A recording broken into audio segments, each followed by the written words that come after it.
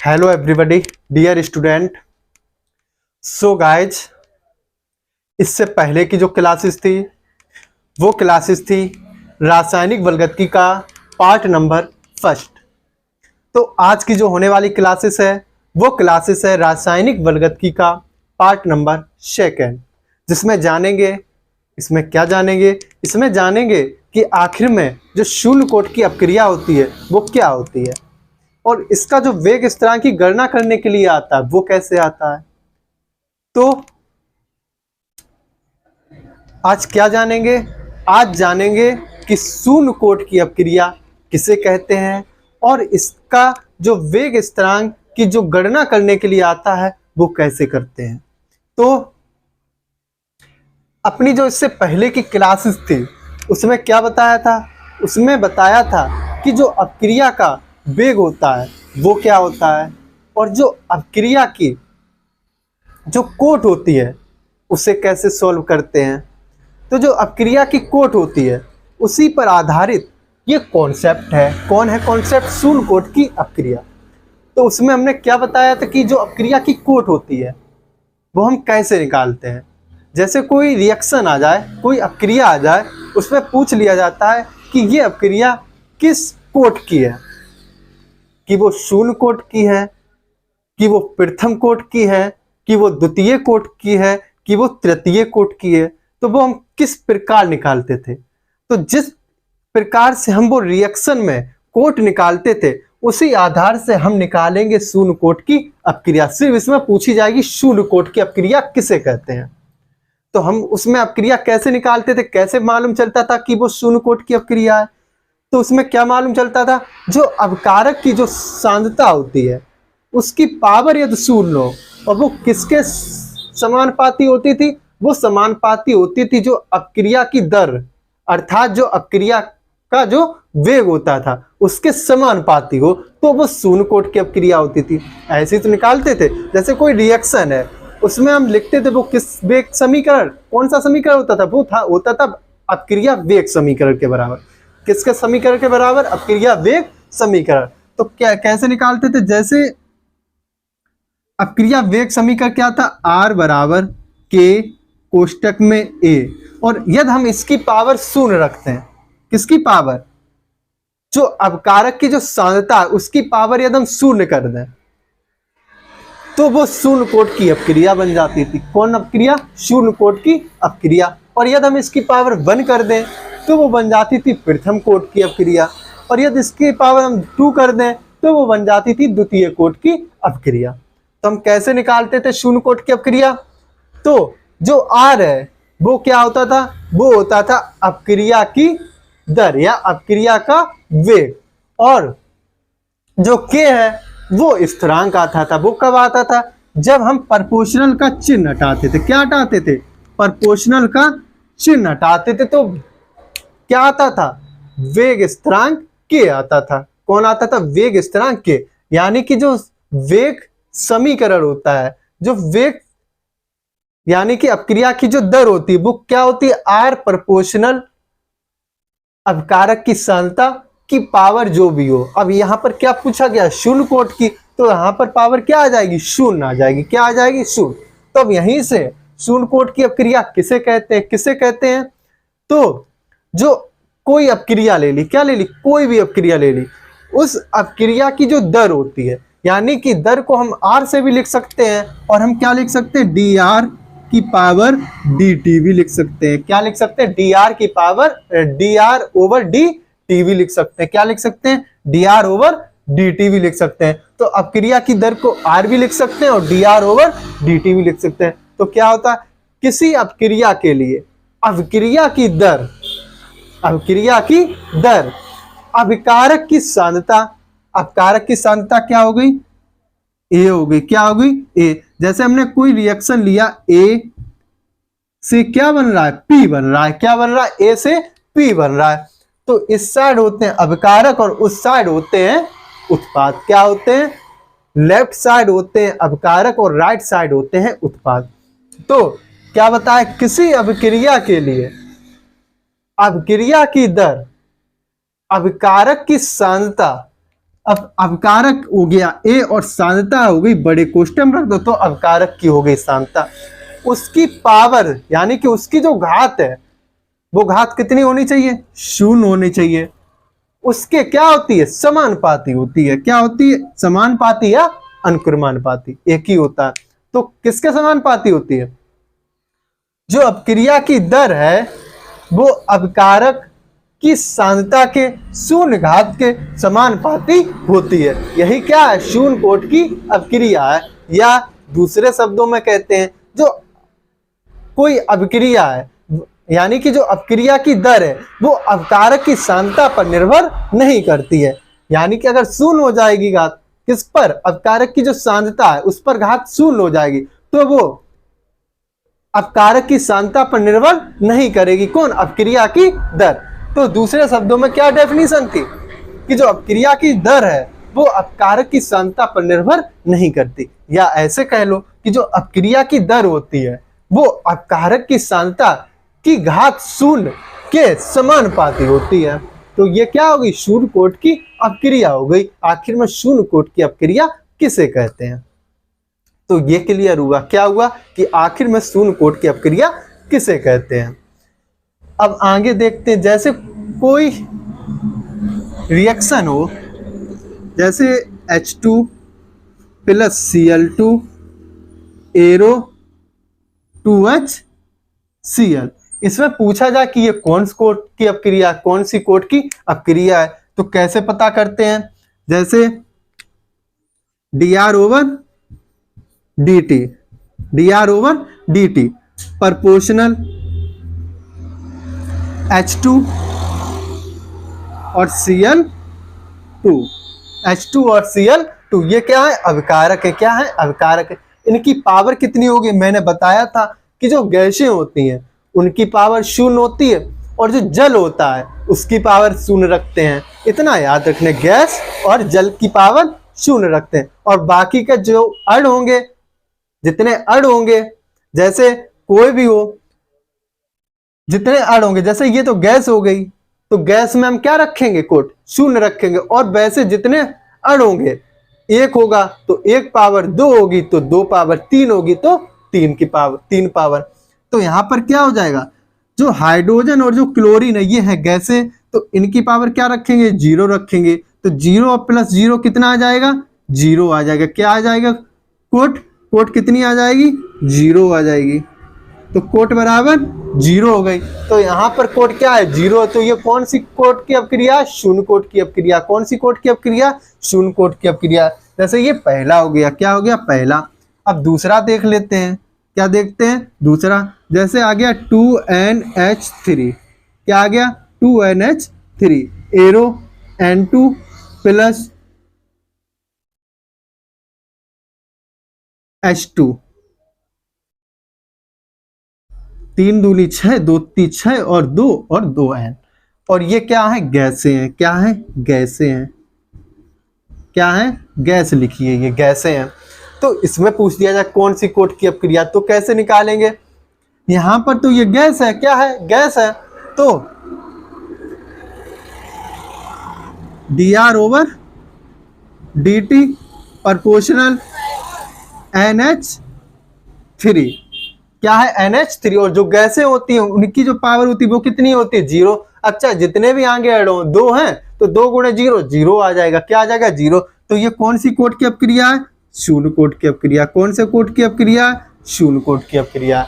तो इस तरह हम लोग निकालते हैं कौन से कोट की अपक्रिया। मालूम, जैसे कोई रिएक्शन दे दिया जाए कि ये भाई कौन से कोट की अपक्रिया है, तो हमें सिर्फ क्या याद रखना है कि गैस की जो कोट होती है वो शून्य होती है और जो जल होता है उसकी कोट शून्य होती है। अब जैसे कोई आ जाए CH3 COO C2H5 plus H2O arrow के ऊपर H पॉजिटिव, CH3 COOH और प्लस के C2H5। जैसे ये है रिएक्शन, क्या है, ये रिएक्शन है, इसमें पूछ दिया जाए कि कोट, तो यहाँ पर कोट क्या हो जाएगी। अब ये देखिए, तो dr/dt प्रोपोर्शनल, ये कितने अणु हैं, ये तो कोई गैस तो है नहीं, ये कितने अणु हैं, एक है, ये पूरा कितना अणु है, एक अणु है, तो यहाँ पर क्या हो जाएगा CH3 COO C2H5 की पावर 1 हो जाएगी, कितनी हो जाएगी, 1 हो जाएगी। और यहाँ पर H2O है, लेकिन यहाँ पर H2O की पावर 0 लिखते हैं, लेकिन यहाँ पर H2O ना लिखकर क्या होगा, यहाँ पर H पॉजिटिव हो रहा है, क्या है, H पॉजिटिव की उपस्थिति है, तो ये H पॉजिटिव है, तो H पॉजिटिव यहाँ पर आ जाएगा, कितने हो जाएंगे, 2, यहाँ पर हो गया 2 और 1 ये, तो यहाँ पर क्या हो गया H3O पॉजिटिव, कितना हो गया, H3O पॉजिटिव हो गया, तो H3O हो गया। अब ये H2O तो रहा नहीं, तो कितने अणु हैं H3O के, एक अणु है, तो यहाँ पर 1 हो जाएगा, क्या हो जाएगा, 1 हो जाएगा, तो 1 1 कितना होता है, 2 होता है, तो कोट कितनी हो गई, 2 हो गई, कोट कितनी हो गई, 2 हो गई, तो ये द्वितीय कोट की अपक्रिया होगी, कितने कोट की अपक्रिया होगी, द्वितीय कोट की अपक्रिया होगी। तो इस प्रकार निकालते हैं कौन से कोट की कौन सी अपक्रिया है। तो ये हो गया शून्य कोट, क्या बताया है, जो कोई भी अपक्रिया हो, XYZ कोई भी अपक्रिया हो, किसी भी अपक्रिया के लिए जो अपक्रिया की दर होती है, कौन होती है, dr/dt होती है, जो अपक्रिया की दर होती है वो अवकारक की सांद्रता, ये होगी अपकारक की सांद्रता की घात शून्य के क्या होती है, समानुपाती होती है, उसे कहते हैं शून्य कोट की अपक्रिया कहते हैं। और दूसरे शब्दों में क्या बताया, कोई भी कोट यानी कि कोई भी अपक्रिया हो, किसी भी अपक्रिया के लिए जो अपक्रिया की दर है वो अपकारक की सांद्रता पर निर्भर नहीं करती है। अगर घात 0 होगी तो अपक्रिया की सांद्रता पर वो निर्भर नहीं करेगी, कौन, अपक्रिया की दर, तो उसे भी कहते हैं शून्य कोट की अपक्रिया, वो दूसरे शब्दों में होगी डेफिनेशन।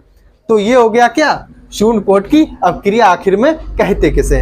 अब जानते हैं, क्या जानते हैं, अब जानते हैं कि आखिर में जो शून्य कोट की अपक्रिया होती है उसके लिए जो वेग स्थिरांक की गणना करने के लिए आता है जो क्वेश्चन, वो कैसे किया जाता है, उसकी गणना कैसे की जाती है। अब जानेंगे शून्य कोट की अपक्रिया के लिए वेग स्थिरांक की गणना आखिर में कैसे करते हैं।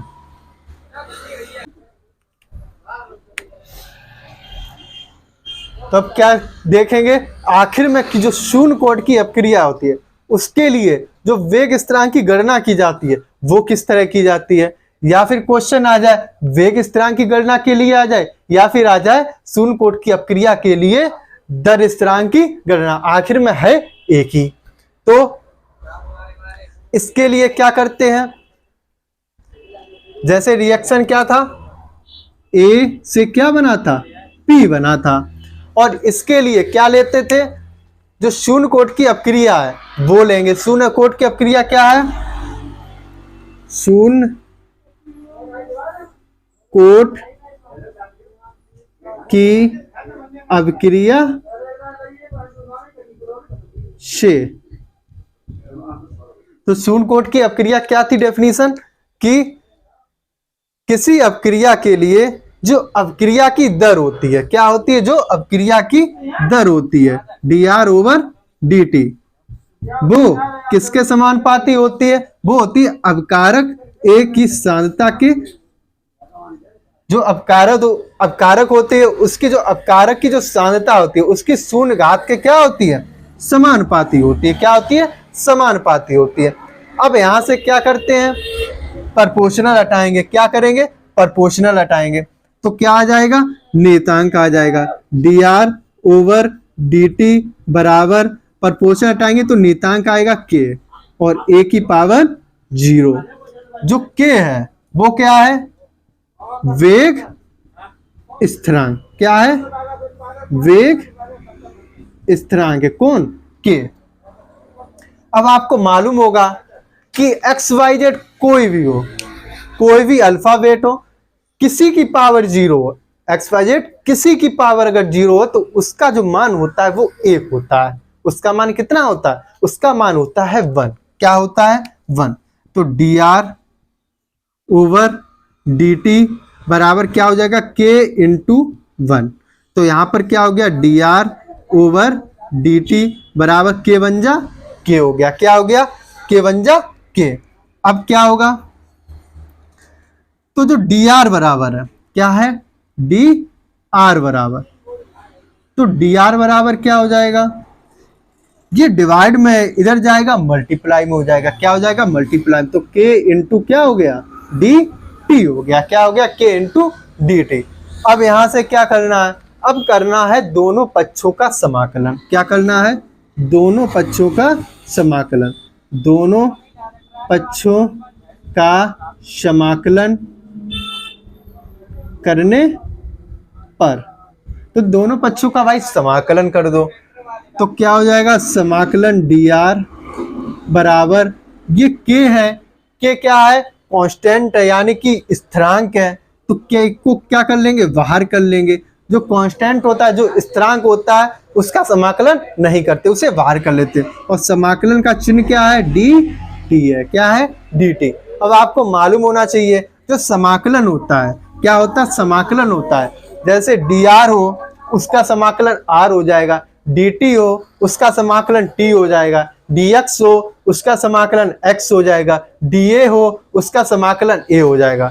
तो क्या होगा, यहाँ पर डी आर है तो इसका समाकलन क्या हो जाएगा, आर हो जाएगा, क्या हो जाएगा, आर हो जाएगा, बराबर के, और जो डी टी है इसका समाकलन क्या हो जाएगा, टी हो जाएगा, क्या हो जाएगा, टी। और जब समाकलन हटता है यानी कि समाकलन के मान रखते तो प्लस सी आता है, क्या आता है, सी, जो कि समाकलन स्थिरांक है, क्या है, समाकलन स्थिरांक, सी क्या है, सी समाकलन स्थिरांक है, क्या है, समाकलन स्थिरांक है।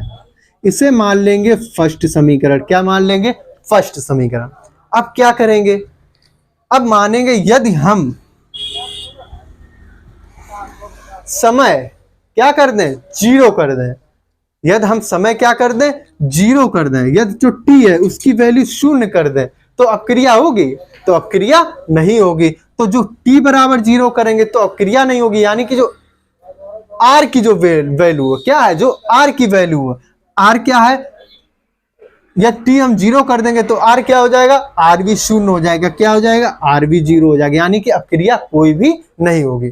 तो टी और आर के मान क्या करें, इसमें रखेंगे, किसमें, इसमें, यानी कि आर क्या है, जीरो है, बराबर के हो गया, और गुणे टी का मान कितना है, जीरो, और प्लस क्या हो जाएगा, सी हो जाएगा, क्या हो जाएगा, सी हो जाएगा। तो यहाँ पर क्या हो गया, जीरो बराबर जीरो प्लस सी, यानी कि सी बराबर कितना आ गया, जीरो आ गया, कितना आ गया, जीरो आ गया। अब जो सी का मान है वो फर्स्ट में रख देंगे, कहाँ रख देंगे, फर्स्ट में, सी का मान फर्स्ट में रखने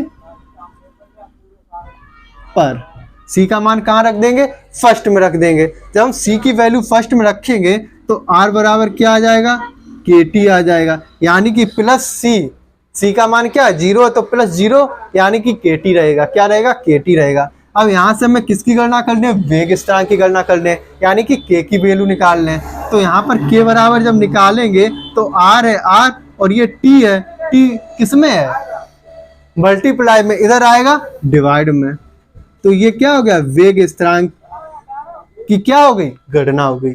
वेग स्थिरांक के लिए व्यंजक आ गया, क्या आ गया, के बराबर आर अपन टी, क्या आ गया, आर अपन टी। तो ये क्या आया, शून्य कोट की अपक्रिया के लिए वेग स्थिरांक की जो गणना करना था, जो व्यंजक निकालना था, वो आ गया, क्या आया है, के बराबर आर अपन टी आया। तो ये क्या हुआ, ये आज का जो कॉन्सेप्ट था शून्य कोट की अपक्रिया, वो हुआ क्लियर। तो जो आगे आने वाली क्लासेस है वो रहेगी प्रथम कोट की अपक्रिया किसे कहते हैं, और उसके लिए जो वेग स्थिरांक की जो गणना की जाती है वो कैसे की जाती है, तो ये मिलेगी क्लासेस अब आगे। सो गाइस, अभी भी जिसने इस चैनल को सब्सक्राइब ना किया हो वो इस चैनल को करें सब्सक्राइब। वीडियोज पसंद आ रही हो तो वीडियोज को करें लाइक, और अधिक पसंद आए तो अपने ग्रुप में करें शेयर। अब मिलते हैं अगली क्लासेस के साथ।